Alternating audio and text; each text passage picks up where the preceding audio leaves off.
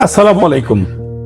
আজ ঐতিহাসিক 23 জুন 1757 সালের 23 জুন বাংলা বিহার উড়িষ্যার শেষ স্বাধীন নবাব সিরাজউদ্দৌলা কতিপয় বিশ্বাসঘাতকের ষড়যন্ত্রের কারণে ব্রিটিশ ইস্ট ইন্ডিয়া কোম্পানির কাছে পরাজিত হন।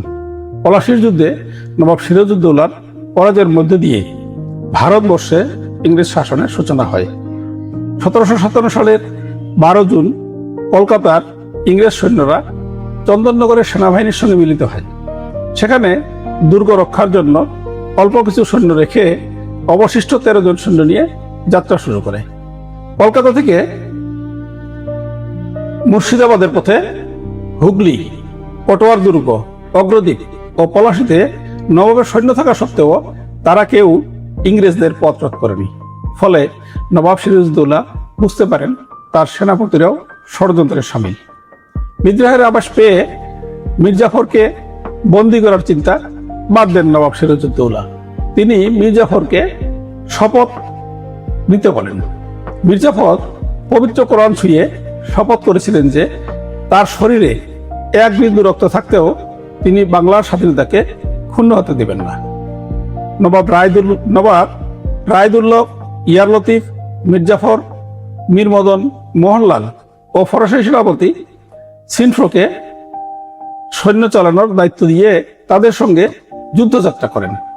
1717 সালের 22 জুন ব্রিটিশ বাহিনী ক্লাইভের নেতৃত্বে পলাশীর পথে যাত্রা শুরু করেন। ইতিমধ্যে নবাব সিরাজউদ্দৌলা মুর্শিদাবাদ থেকে 65,000 সৈন্য নিয়ে রওনা দেন এবং শত্রুকে মোকাবিলা করার জন্য পলাশীতে শিবির স্থাপন করেন। 1757 খ্রিস্টাব্দে 23 জুন সকাল 8টার দিকে যুদ্ধ আরম্ভ হয়। মীর মদন, মোহনলাল, খাজা আব্দুল হাদি, নবসিংহাচারী প্রমুখের অধীনে নবাবের সেনারা বীরত্বের সঙ্গে যুদ্ধ চালান।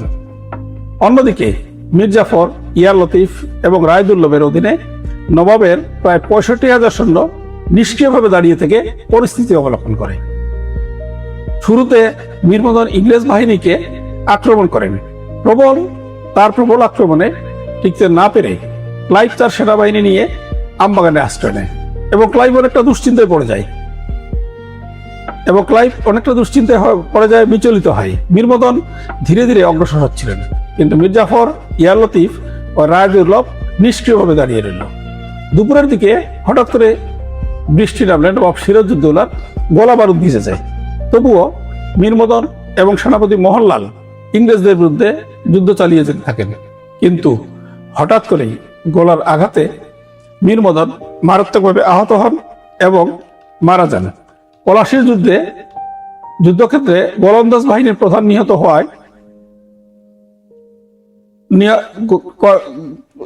হওয়ায় কোম্পানির ও নবাবের মধ্যে দূরত্ব তখন কয়েকশো গজ। নবাবের বিশ্বস্ত সেনাপতি মোহনলাল নবাবকে পরামর্শ দেন যে এই অবস্থায় যুদ্ধবিরতি করলে বিপর্যয় অবসম্ভাবী এবং নবাব মীর জাফরের পরামর্শে পশ্চাদপসরণ করেন। সেই সময় যদি নবাব আসলে মীর জাফরের পরামর্শ না নিয়ে যদি মীর মদনের পরামর্শ নিতেন, তাহলে হয়তো আমাদের এই যুদ্ধের ইতিহাস হয়তো অন্যরকম হইতে পারত।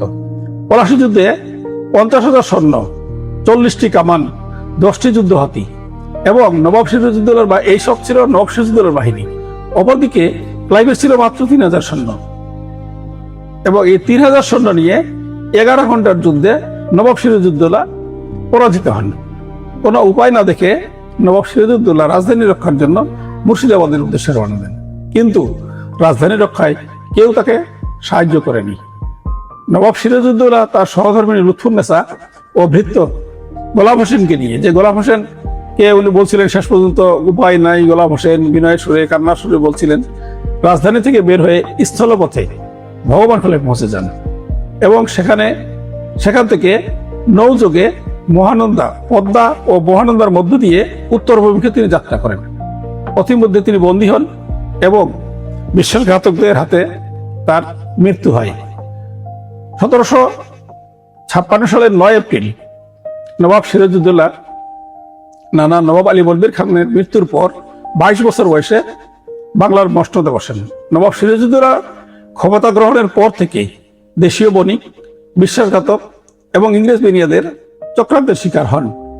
তারই ধারাবাহিকতায় পলাশীর যুদ্ধে নবাবের পরাজয়ের মধ্যে দিয়ে ভারত উপমহাদেশে ব্রিটিশ ইস্ট ইন্ডিয়া কোম্পানির শাসনামলের সূচনা হয় এবং বাংলা, বিহার, উড়িষ্যার জনগণ 190 বছরের জন্য পরাধীনতার শৃঙ্খলে আবদ্ধ হয়। আজ 23 জুন পলাশীর যুদ্ধের বিশ্বাসঘাতকদের প্রতি রইল ঘৃণা এবং নিহত সকল দেশপ্রেমিকের প্রতি রইল বিনম্র শ্রদ্ধা। সবাই ভালো থাকবেন। আবার দেখা হবে অন্য কোনো ভিডিও নিয়ে। আসসালামু আলাইকুম।